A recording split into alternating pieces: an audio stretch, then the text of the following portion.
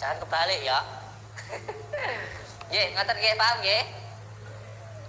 Ya wis, sekarang kita ruqyah nggih. Kita lakukan ruqyah. Ruqyah ini artinya adalah tiup. Dan yang menjadi keyakinan kita, akul yakin kita bahwa Al-Qur'an itu adalah obat. Obat untuk berbagai macam penyakit, penyakit medis maupun penyakit non medis.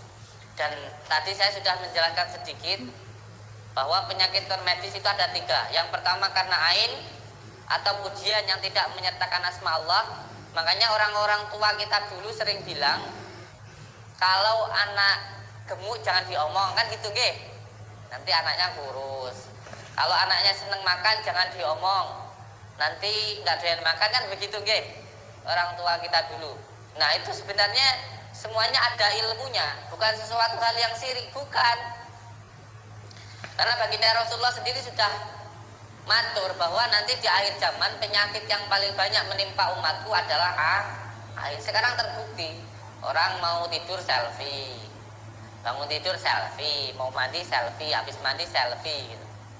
Terus nanti habis selfie dipojok di Facebook, dipajang di Facebook, terus ditonton orang se-Indonesia.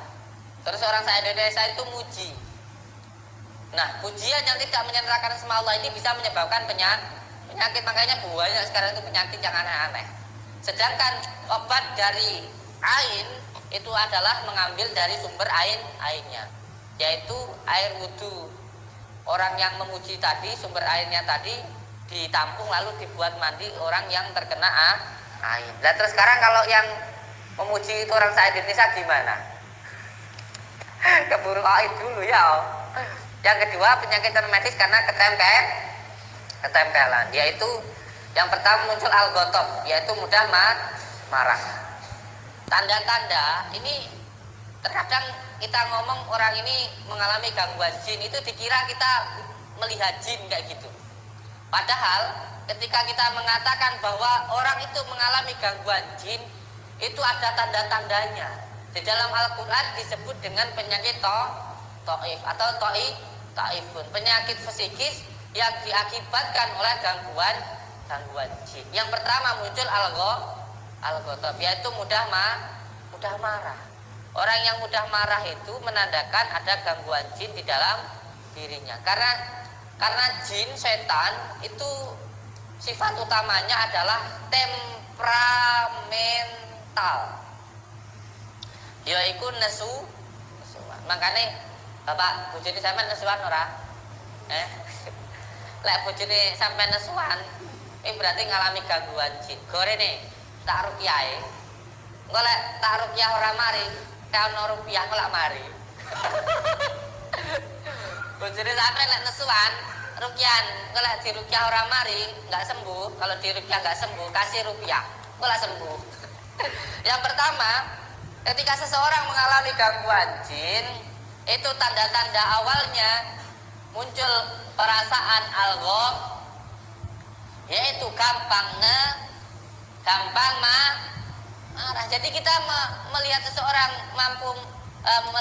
melihat seseorang mengalami gangguan jin itu bukan hanya karena kita mampu melihat jin, bukan. Anak wong ngomong kowe kena gangguan jin, wah emang kowe iso ndelok setan kowe. Bukan, kita itu ada kitabnya, ada panduannya, ada belajarnya dulu, nggak asal ngomong. Jadi bukan asal ngomong gitu. Jadi ketika seseorang mengalami gangguan jin, penyakit itu ada non medisnya, itu ada tandanya. Yang pertama muncul perasaan al-ghotob, yaitu gampang marah.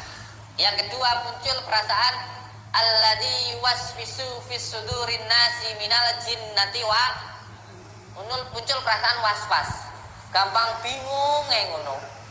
Wis dikae dhuwit bangga bingung, anak sehat, bojone sehat bangga bingung enggak tahu yang dibingungin itu apa. Cara bahasa Jawa niku wong kaken tingkah ngono lho, kayak ngono. Bingungan gitu. Yang kedua muncul perasaan was. Yang ketiga gampang sedih. Jadi wis mbok duwe apa ya bangga sedih kayak gitu. Lah ini nanti kalau dibiarkan akhirnya jadi halusinasi. Terus nanti kalau dibiarkan terus akan meningkat menjadi gangguan kesehatan, gangguan dari non medis ke medis. Ini yang perlu dipahami, dari penyakit non medis ke medis. Makanya seseorang itu akan sulit sekali untuk disihir, untuk disantet kalau orang itu nggak gampang orang yang nggak gampang marah, orang yang selalu alhamdulillah selalu bahagia, itu sangat sulit sekali untuk disihir. Karena nafsu itu ada 4. Ini ya, saya jelaskan sedikit.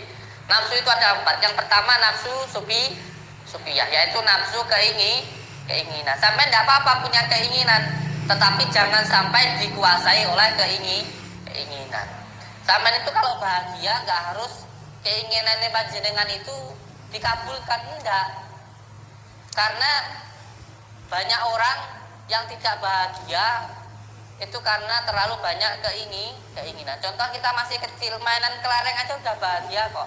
Nah, sekarang ketika kita sudah besar, kenapa bahagianya harus kalau sudah punya mobil, harus punya jabatan, harus punya rumah? Kenapa harus kayak gitu? Itu kan pikiran kamu sendiri yang harus mempunyai itu, yang membuat susahkan diri kamu sendiri. Wah, aku tuh bahagia lah, aku harus nikah karo Lala sama Mane. Ada ya kayak gitu ya? Ada toh? Loh, yang nyuruh kamu itu bahagia kalau sudah nikah sama Lala itu siapa? Kan kayak gitu. Aku bahagia lah, aku nikah karo santri goib semuanya. Soalnya kayak gitu. Wah, aku bahagia kalau nikah sama Pak Ijem kayak gitu. Pak Ijem yang cantik, yang gitu. Loh, yang nyuruh kamu bahagia itu kalau sudah menikah sama dia itu siapa? Itu kan pikiran-pikiran kamu sendiri, ya. Kamu sendiri yang membuat hidup kamu itu sengsara. Aku bahagia nanti kalau sudah punya rumah. Aku bahagia nanti kalau sudah punya mobil, gitu. Itu kan keinginan kamu sendiri yang mengekang kebahagiaan kamu. Ya inilah namanya nafsu supiyah. Nafsu supiyah itu adalah nafsu keinginan. Dulu kamu kecil main kelereng aja udah bahagia kok. Kenapa sekarang bahagianya harus begini, harus begitu? Ya makanya saya kalau ditanya bahagiamu itu gimana Kak? Bahagiaku ya sekarang ini. Kalau kemarin itu ya sudah, yang depan itu wis terserah Gusti Allah gitu. Ya, yang bahagia itu namanya nafsu supiyah. Nafsu supiyah itu kalau di dalam ilmu Jawa tasawuf disebut dengan nafsunya tetumbuhan. Nafsunya tetumbuhan itu pepaesan atau keindahan. Bunga itu hanya mekar, setelah mekar mati. Ini adalah nafsunya tumbuhan. Makanya kita itu sering dikatakan kita ini adalah jagat alit, dunia ini adalah jagat besar. Karena semua yang ada di jagat besar, semua yang ada di dalam dunia ini ada di dalam diri kita. Kita ini adalah jagat alit, tetapi semua yang ada di jagat besar ini ada di dalam diri kita. Makanya saya katakan, dunia ini nggak akan kiamat selama umat ini masih taat. Selama kita itu taat, dunia ini nggak akan kiamat. Gitu. Jadi nafsu supiyah itu adalah nafsu keinginan. Yang kedua, nafsu lawamah. Nafsu lawamah itu nafsu makan. Atau kalau di dalam ilmu tasawuf, lawamah itu nafsunya hewan. Hewan itu pokoknya ngertinya yo mangan. Mbok katokan ora katokan, sing penting mangan. Makanya orang yang hidupnya hanya makan itu seperti hewan. Orang ngerti halal apa haram, pokoknya sing penting mangan gitu. Enggak apa-apa. Sampai itu makan buat hidup, tetapi jangan sampai hidup buat makan. Ini adalah nafsunya hewan. Yang ketiga, nafsu amarah. Nafsunya setan. Kita itu marah ya tidak apa-apa, marah kalau kita nggak bisa tanggung jawab sama istri. Marah kalau kita itu nggak taat. Marah kalau kita itu nggak kerja. Marah kalau kita itu nggak tanggung jawab, nggak ibadah. Itu baru marah. Tetapi jangan sampai dikuasai oleh amarah. Jangan sampai dikuasai oleh amarah. Ngoten paham nggih? Karena nggak ada ceritanya orang menuruti hawa nafsu hidupnya bahagia, itu nggak ada.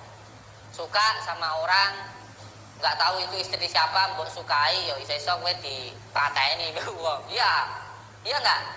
Sampean dicaci orang marah, sampean langsung bunuh atau pukul, masuk penjara sampean. Ya. Jangan menuruti hawa nafsu. Dan ini penting ya anakku nggih, anak-anakku nggih. Dengarkan ya, cinta ya, ya sayang ya. Oh, tenanan. Udah kayak bahaya hebat. Kang Adian, Kang Adian. Kang Sofian ditutupi sik ini enggak ketok aku. Enggak konsen aku ceramah. Uyam wae salat. Lalu lah tutup ana iki nggo selambu lho, aku tak ceramah sik. Ora buding sik iki wis plerak ae. Apa iki mesti ngono lho. Ora. Aku wis ora saiki tapi. Ini penting ya anakku ya. Nah, jiwit loh,